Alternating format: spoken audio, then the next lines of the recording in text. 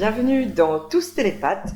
Je m'appelle Christine Chevron, je pratique la communication animale depuis quelques années et je voulais vous partager un petit exercice qui vous aidera à lâcher votre mental. Si vous êtes comme moi, vous avez un mental très fort, eh bien ce petit exercice pourra vous aider probablement. Alors, vous allez prendre la photo d'un animal que vous ne connaissez pas, que vous n'avez jamais rencontré, mais ça peut être par exemple un animal d'un ami ou d'une connaissance.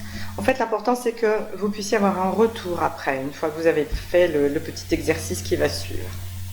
Alors, vous prenez la photo, vous prenez une feuille blanche et vous prenez votre plus belle plume. Et vous allez écrire tout ce qui vous passe par la tête pendant quelques minutes jusqu'à ce que votre stylo se lève en fait. Vous écrivez sans lever le stylo, vous mettez vraiment tout ce qui vient, tout ce que votre main voudra bien écrire. Et en fait, c'est votre main qui décide quand c'est terminé.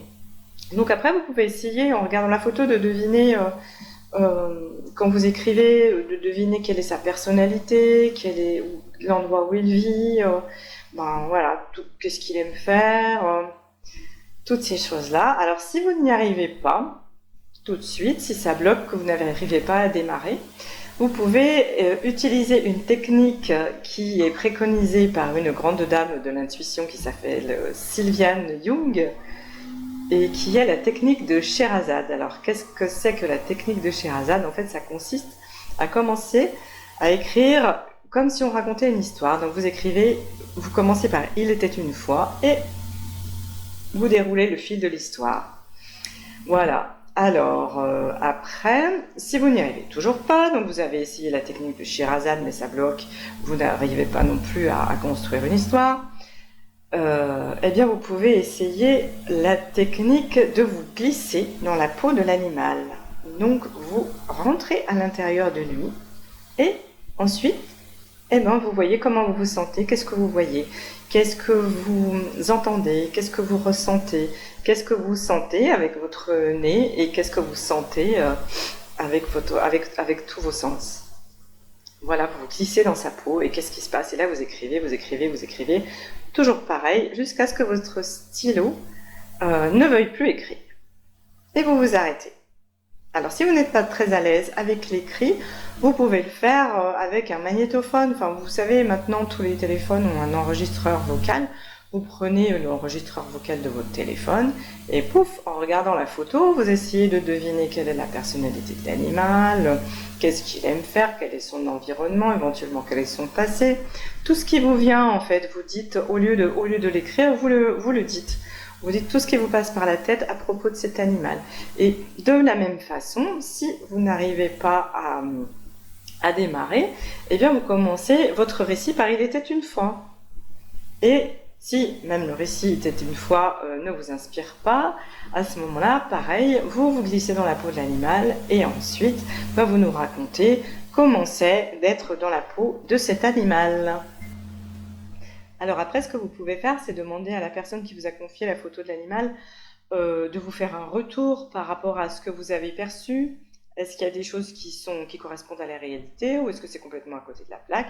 De toute manière, l'exercice, il n'est pas fait dans un objectif de trouver les bonnes informations. Il est fait dans un objectif de laisser parler son âme d'enfant, en fait, de retrouver sa spontanéité, de ne pas penser à ce qu'on dit, ni de ne pas penser à ce qu'on écrit. C'est vraiment de lâcher les chiens, c'est le cas de le dire. Voilà. Alors, oui, je voulais simplement vous dire que si vous voulez développer votre intuition, donc je vous conseille un livre qui s'appelle La magie de l'intuition, donc de Sylviane Young. Je crois qu'il a été réédité, il doit s'appeler Entrer dans la magie de l'intuition, il me semble maintenant. Donc c'est Sylviane Young, hein, je vous le montre. Et elle en a sorti un autre tout récemment que je ne me suis pas encore procuré, mais cela ne saurait tarder. Et je vous mettrai le lien en dessous pour que vous puissiez aller consulter son blog, parce que vraiment, alors ce n'est pas un blog sur la communication animale, hein, c'est un blog sur l'intuition, mais ça va vraiment vous aider quand même à affiner vos perceptions aussi par rapport à la communication animale. ça sera utile. Et puis il y a des exercices rigolos que vous pourrez faire par rapport à la réponse à une question précise, parce que c'est parfois aussi ce qu'on a de la difficulté à faire quand on pratique la communication animale, à être précis dans ses réponses. Et là, il y a des techniques qui permettent tout à fait d'être transposables à la communication animale. Donc, je vous recommande vivement et je vous remercie de m'avoir écouté. Allez, je vous dis à bientôt. Au revoir, merci.